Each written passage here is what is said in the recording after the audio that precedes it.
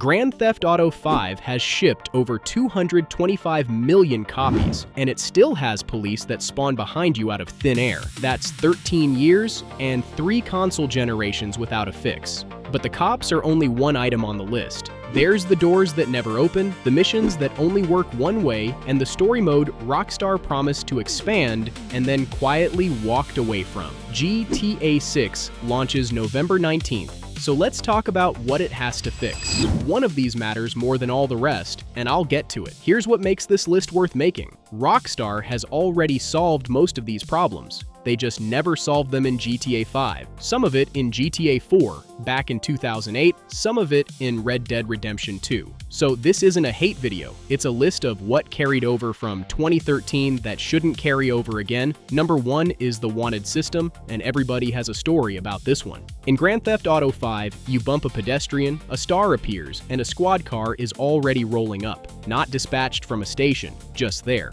And once you have that star, the cops know exactly where you are. You can duck into an alley, kill the engine, sit still, and they'll walk a straight line to your door. There's no searching and no shaking them, just a timer that has to run out. The strange part is that GTA 4 did this better in 2008. Police got dispatched to a location. They set up a search radius, and if you got out of that circle, you were gone. Red Dead 2 went further, with witnesses, disguises, and bounties that stuck to your name. The 2022 leak pointed at a dispatch timer and at cops tracking your vehicle, but that's a leak. It's almost 4 years old, and Rockstar has confirmed none of it. If you want the full breakdown of how the wanted system works, I made a whole video on it, because the cops are just the most visible version of a bigger problem. Number 2, Los Santos is one of the best looking cities ever built for a game, and almost none of it opens. A few clothing stores, a barber, Amu Nation, the rest is painted on. And the buildings that do open share the same handful of interiors, so the third convenience store you rob looks exactly like the first two. The people have the same problem. NPCs run short loops, they walk, they react to a gunshot, they reset, no homes to go back to,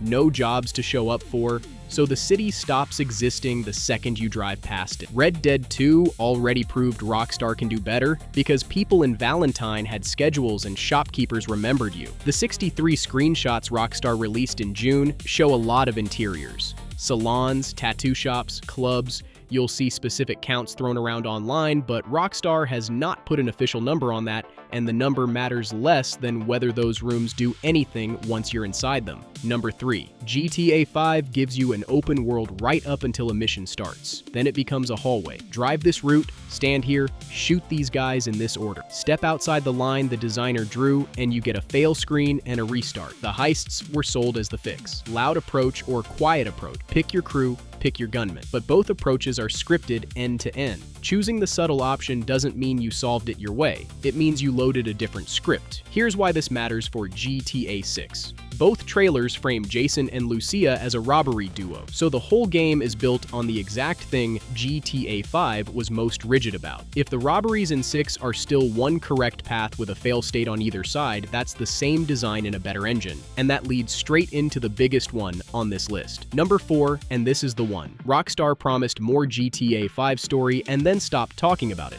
GTA 5 came out September 17th, 2013. GTA Online followed 2 weeks later. Shortly after launch, Rockstar posted on their newswire about content that would expand on Michael, Franklin, and Trevor's story. It never arrived. Not one single-player expansion in 13 years. And GTA 4 got 2. The Lost and Damned and The Ballad of Gay Tony were full campaigns with their own protagonists. Rockstar's design director Imran Sarwar addressed it in a Game Informer interview in 2017. He said the studio did not feel single-player expansions were either possible or necessary. Then in 2023, the source code leaked, and data miners found references to expansions that were built far enough to be named in the files. The plans existed. They lost to a mode that made more money. Here's what makes this interesting right now. When Rockstar opened pre-orders in June, their own announcement called GTA 6, a single-player experience.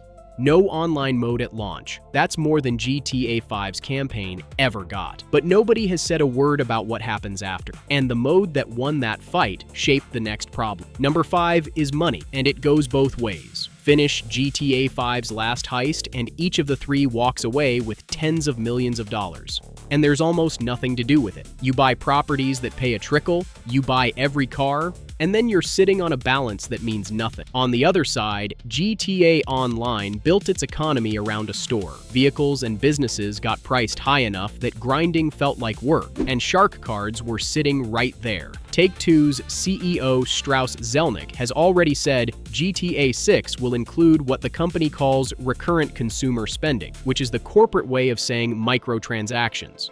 That part isn't going away, but the single-player economy is a separate question. And if Money in 6 buys leverage, safe houses that matter, crew and gear, then earning it means something. The last one is different. GTA 5 was ahead of everybody here, and it still didn't fully land. Number 6 is the character switch. Hold a button, camera pulls out, you're somebody else. Mechanically, it worked. But Michael and Trevor carry almost the whole story. And Franklin starts as the lead you meet first and slowly turns into the guy who drives to other people's problems. By the ending, one of the 3 choices is so obviously the right one that the other 2 feel like they exist to be looked up on YouTube.